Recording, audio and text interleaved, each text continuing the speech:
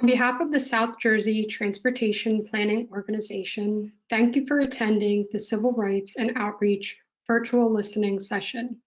I'm Melissa Malora, Public Outreach Coordinator, and I will serve as the moderator for the meeting. This meeting is being recorded. You will receive a follow-up email from GoToWebinar that will include the recording.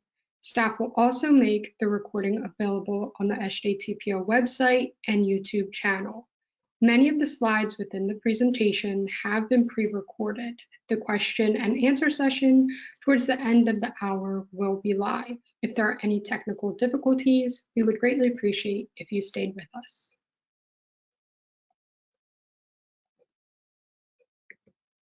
A few items of importance.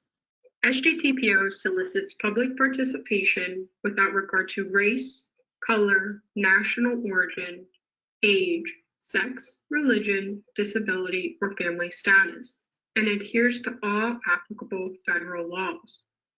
All attendees are in listen-only mode and will remain in this mode until the question and answer session. At that time, if you wish to comment aloud, please use the raise your hand feature found in the control panel and you will be unmuted. If you prefer to type your questions, please use the question box, also found in the control panel. Staff will be monitoring the box throughout the entire presentation. Your control panel may be minimized. To expand the panel, click the orange arrow, which will allow you to see all engagement functions. Here is an agenda of items we will discuss. As this is a 1-hour meeting with a lot of information to cover, you will now be introduced to the Civil Rights team. Alan Huff, one of 3 program managers at SJTPO, serves as the technical manager for the Limited English Proficiency Plan. Alan aids Melissa Malora with her civil rights efforts, as she serves as the Title VI coordinator and technical manager for the Public Involvement Plan and Title VI Implementation Plan. Jennifer Marandino, Executive Director, oversees the organization and the overall civil rights process. For those new here today, SJTPO was formed in 1993 and is one of 3 metropolitan planning organizations, or MPOs, in New Jersey. MPOs are required in urbanized areas with populations of 50,000 or more. As a reference, the SJTPO region has a population of approximately 568,000. SJTPO provides access to federal transportation funds, serves as a technical resource, and works to promote state and federal planning priorities in Atlantic, Cape May, Cumberland, and Salem counties. The work of SJTPO is guided by the Technical Advisory Committee, also known as TAC, and the Policy Board. The TAC is comprised of planners and engineers from SJTPO's member counties, and their collective expertise helps guide technical activities.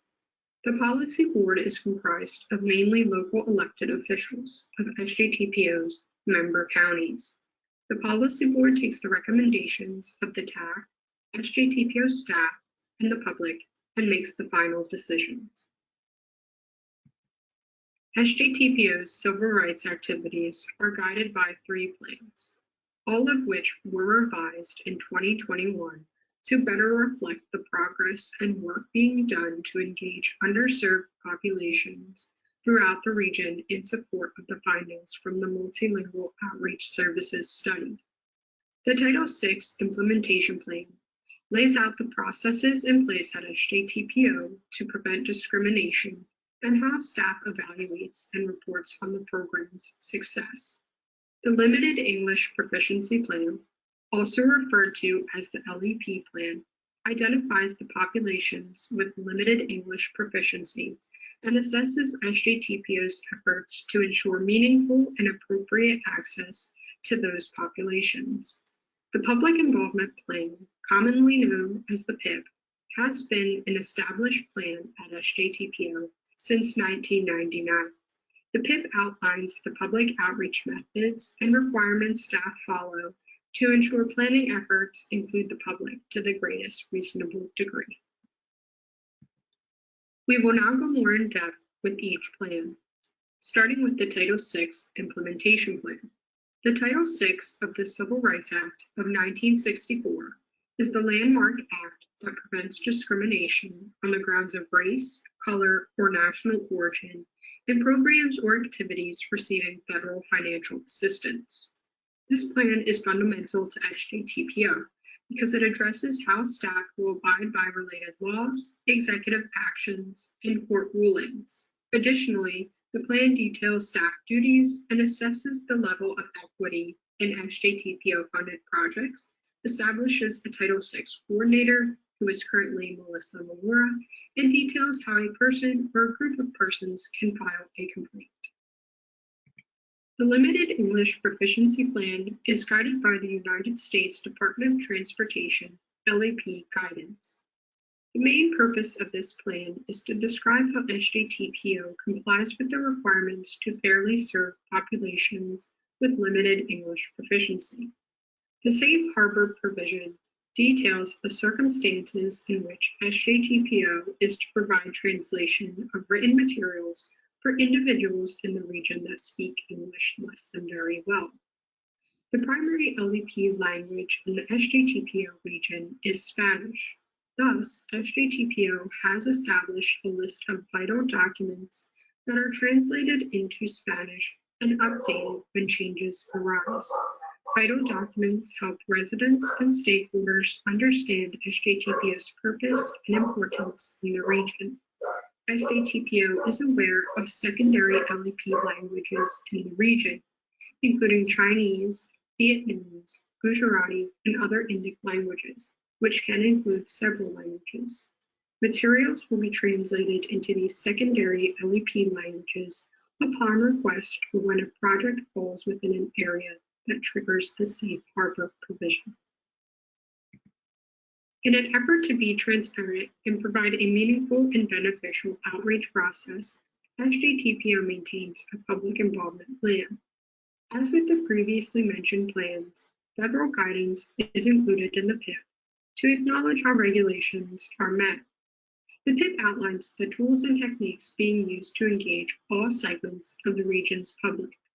The PIP also details how members of the public may request translation and interpretation services. SJTPO is pleased to be able to offer translation and interpretation services through an on-call contract with a local company.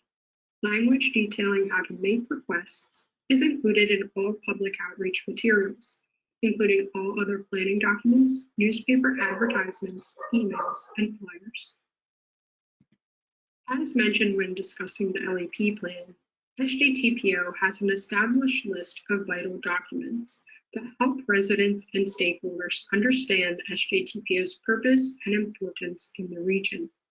These vital documents, as seen here, include but are not limited to the LEP plan, PIP executive summary, Title VI materials, and an executive summary of the SJTPO budget, also known as the Unified Planning Work Program, or UPWP.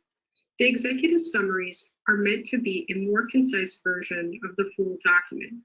The executive summaries are provided in Spanish, since it is the primary LEP language of the region. Executive summaries will be provided in the secondary languages upon request. The request form can be found on the LEP webpage at www.sjtpo.org/LEP. Continuing on, SJTPO is dedicated to providing targeted multilingual outreach on projects in areas with a non-English speaking population. SJTPO will work to accommodate all reasonable requests for translation, interpretation, or auxiliary services, but encourages that requests be made at least 7 days prior to public meetings to ensure that SJTPO is able to secure requested services. Other translation requests, such as those associated with larger documents, will be provided as quickly as possible and could take up to 3 weeks. The accessibility brochure is a new resource available to members of the public. The brochure is meant to serve as a comprehensive resource that summarizes the accommodations offered to the extent that resources allow. Information in the brochure is included in both English and Spanish and is available to review on the PIP webpage at www.sjtpo.org/PIP. Plans prepared by SJTPO are made available to the public for review and comment for at least 30 days. The only exception is the PIP, which has a longer public comment period of at least 45 days. Staff aims to make the public outreach process as easy and accessible as possible by hosting in-person meetings, virtual public meetings with call-in options available, including a toll-free number, recordings of the virtual meetings available on the website and SJTPO's YouTube channel, information and fact sheets available on web pages, and surveys, online comment forms, and direct messaging of SJTPO's Facebook and Twitter accounts to submit comments. When preparing to release a document for public review, SJTPO reaches out to community and nonprofit groups to share the comment opportunity. SJTPO is working to improve this process as feedback has been limited. Of significance is the establishment of a community outreach and engagement committee. The committee is in the process of being established, with the bylaws approved at the March Policy Board meeting. The committee will include a diverse makeup of individuals who best represent the region's demographics. The purpose of the committee is to provide feedback on SJTPO's most critical activities and will likely be made up of individuals from community food banks, family, community, and social services centers, ESL classes, and other community groups. To reiterate, SJTPO aims to make the outreach process simple and accessible to all. SJTPO maintains Facebook and Twitter accounts, which provide the latest information on SJTPO happenings. Email blasts are sent regularly, including the distribution of SJTPO's digital newsletter, referred to as On the Go. To subscribe, locate the Join Our Mailing List at the bottom of any page on our website.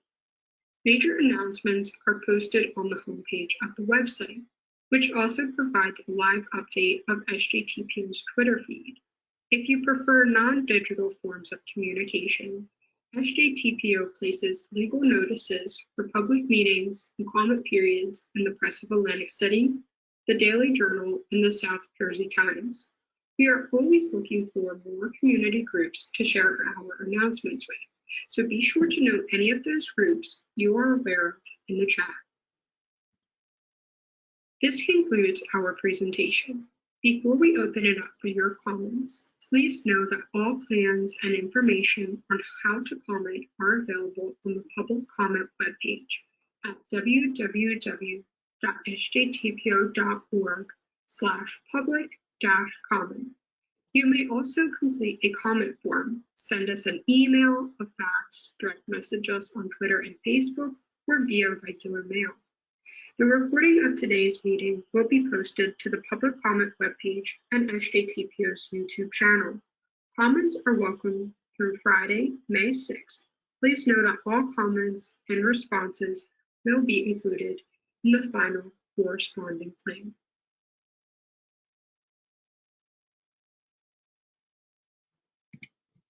Okay, so with all that said, staff will now answer any of your questions. Remember, you can either type your questions in the question box or use the raise your hand feature and you will be unmuted. So let's begin.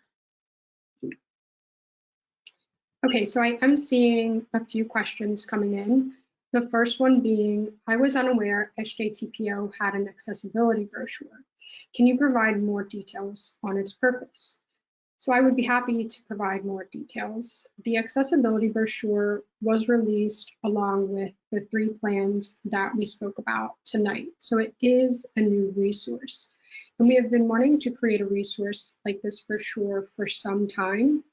And so once we secured a consultant for on-call translation and interpretation services, it made sense to make the public aware of these offerings and other accommodations that we strive to meet.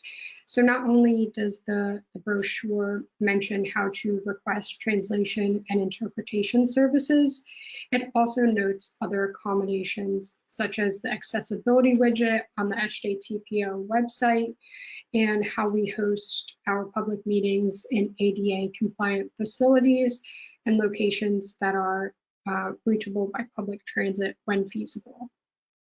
So there is a lot more information available in the brochure. So if you haven't checked it out in full, I suggest you do so on the SJTPO website. And as mentioned in the presentation, that website is www.sjtpo.org/PIP. Moving on, we have another question. It says, you mentioned 2 of the plans were new as of 2020 and all plans were updated in 2021 and again this year. Is the idea that you will update the plans each year? So I would say in terms of federal guidance, the Title VI implementation plan is to be updated every 3 years at a minimum. Now the PIP and the LEP plan, they're to be updated periodically or upon significant changes. So internally, staff intends to review the plans each year to ensure accuracy and to reaffirm that we are meeting federal guidance and the goals that we set for ourselves. And if during the annual review period, if significant changes need to be made, then of course we'll open a public comment period. So regarding these last few years, it just so happened that we have had to make significant changes to all 3 plans. And so that's why we've had to bring these plans to the public 3 years in a row. Moving on to our final question that I'm seeing as of right now. This person is asking, what if I learn about a meeting I want to attend less than 7 days in advance, but would need an interpreter? So I would say to contact SJTPO immediately. And this is because we don't have interpreters or translators on staff. So we have to contract with a firm who provides these services. And the 7-day notice is for us to allow these services or to ensure that these services can be provided.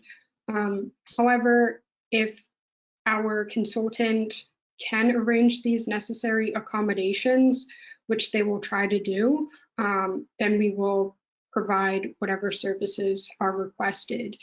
If we are unable to provide the requested, say, interpretation or translation, we will do our best with the tools that we have available. So let's say Google Translate.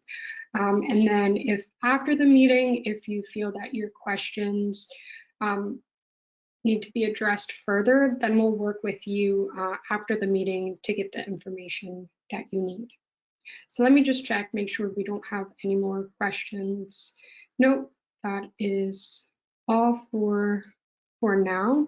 So we don't have anything further to present to you. I know it's only 5:20 and we had the meeting open until 6, but I don't think there's a need to prolong the meeting any further. So with that said, I greatly thank all of you who are in attendance and for the questions that came through, and I wish you a very nice evening. Take care.